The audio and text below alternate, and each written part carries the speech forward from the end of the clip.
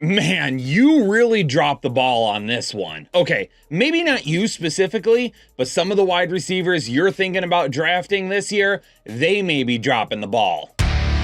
I think it's important for us to talk about some grown men that keep dropping their balls. Okay, that was a really awkward start to this episode. But seriously, I think a lot of people out there, when they looked at drop passes by wide receivers, don't actually understand what it may or may not mean. So today's video is all about clarifying some of the ways we need to look at drop passes and what's good and what's bad. To kick it off, the guy that led the league in drop passes at the wide receiver position last year was Stefan Diggs with 9 on 154 targets. That doesn't sound right, but it is. So when you see Stefan Diggs' name at the top of the leaderboard with 9 drops last season, some of you might seem to panic a little bit or say, you know what, maybe Stefan Diggs is starting to lose it. Maybe he's not the guy anymore. They've talked about trading him. But maybe 9 drops really isn't as scary as just that number looks. But what about the guys behind him? Because there's 3 more wide receivers tied with 8 drop passes. Jalen Waddle, Christian Kirk, and Deontay Johnson all had 8 drop passes with a varying amount of targets. But keep in mind, just because these guys are all at the top of the leaderboard doesn't mean all of their drop passes equal the same thing. In fact, when you take a look at the percentage of drop passes, I think it starts to clarify a little bit better how much they actually were hurting themselves or their fantasy managers. Before I continue on with the video though, I gotta remind everybody that it is now time to pre-order your 2023 Fantasy Headliners Fantasy Football Draft Guide. If you love deep diving information like you're getting in this video right now, then this draft guide is an absolute must for all fantasy football enthusiasts. You're gonna get well over 200 player profiles, you're gonna get offensive line rankings, cheat sheets, tier rankings, and exclusive content that you can't find anywhere in the world, like my dynamic running back rating, which is going to help you find the best running backs in 2023. The link to go pre-order your draft guide right now is down in the description of the video. If you got to hit pause real quick to go do that, I would highly encourage you to do so because you're not going to want to miss out on any of the content that's dropping July 1st. All right, now that you've pre-ordered yours, let's get back to it. For instance, Stefan Diggs, while at the top of the leaderboard, only actually dropped 5.8% of his targets, which was well below the guy right below him in Jalen Waddle. Jalen Waddle only had 1 less drop, but he had 1 less drop on a significantly lower amount of targets. His number comes out to 6.8%, 1 full point higher than Stefan Diggs. Now let's take a look at Jalen Waddle's first 2 seasons in the league, because this is his 2nd year in a row where his drop percentage has been over 6%. Because if you just look at the number of drops, you'll see that he went from 9 last year to 8 in 2022. So you would think, just based off that, that's great, 1 less drop. But his drop percentage was actually higher in 2022 because he had a significantly less amount of targets. For Jalen Waddle, this is something to keep an eye on, because if he continues to drop over 6% of his targets, that's not a great number. We want to see that come down. So for me personally in 2023, that is something I'm going to keep an eye on. If his percentage of targets stays right around where it was last year with the addition of Tyreek Hill, we want to see that number substantially lower, like maybe in the 4% to 5% range. But let's take a look at a guy like Deontay Johnson, because a couple years ago in 2020, he was the king of drop passes, dropping 14 of them. In 2021, he bounced back though, and he really significantly declined that number of drop passes. But now he's back towards the top of the leaderboard, dropping 8 more in 2022. So does that worry you? Because if you just look at the number of drop passes, you may think to yourself that, oh boy, yes, Deontay Johnson got better in 2021, but he's starting to regress again. But look at the percentage of drop passes. So yes, while he did go back up to 8 drop passes last year, his percentage of drop passes back in 2020 was 9.7%.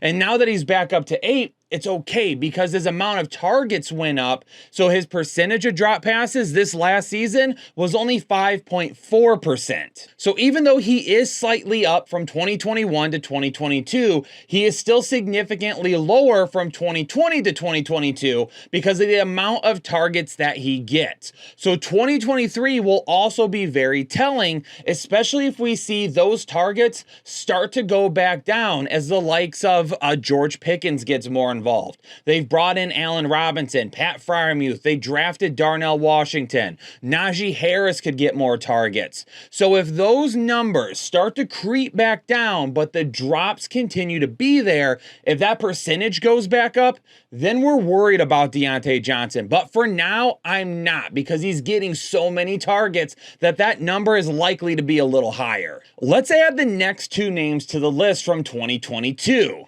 Gabe Davis and Justin Jefferson both had 7 drop passes last year, but those numbers don't even come close to being equal to each other. You can see it on the screen right there.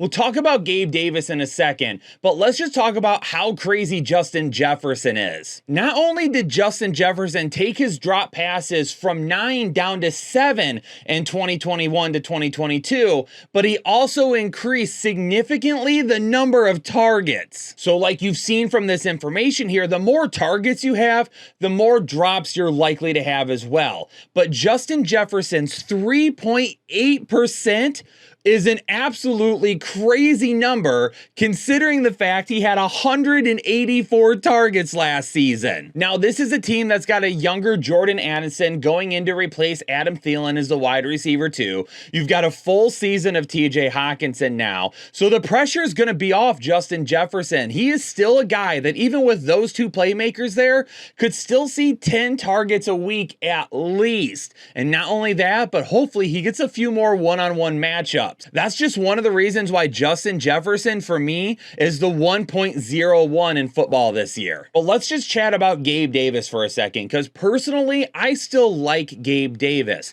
I don't think he's going to be like a wide receiver 1 anytime soon, but he's definitely a guy that has such big play potential in an offense where you'll never double team him and a big guy like Josh Allen ripping it down the field.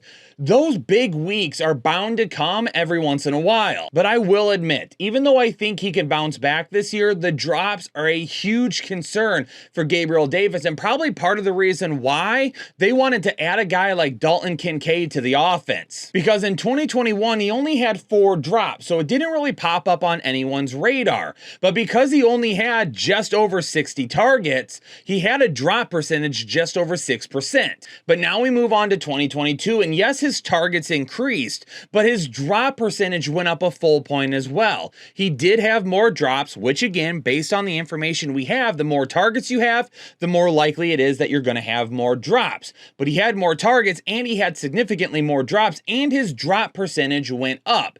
Had his drop percentage been kind of borderline with where it was in 2021, it wouldn't have been that big of a concern. But if he's going to continue to thrive in this offense and become an integral part of it, those drops have got to get fixed right now. So am I drafting Gabe Davis this year? Best ball leagues, he's an absolute guy that you want to have a little bit later on in your draft, because again, those huge weeks are going to show up all of the time. But outside of that, in redraft leagues, it really just depends on where you're getting him at. If he's a bench stash and you can throw him in as like your wide receiver 3, if you start 3 wide receivers on any given week, then that might not be that bad of a deal. But again, he's going to hurt you with some drop passes, I think. But Headliner Nation, there you have it. I wanted to just dissect drop passes a little bit, because every single year we do get some comments about, hey, so-and-so had this many drop passes. But in reality, people don't take the time to sit down, look at the amount of targets, and figure out what percentage of the targets were actually dropped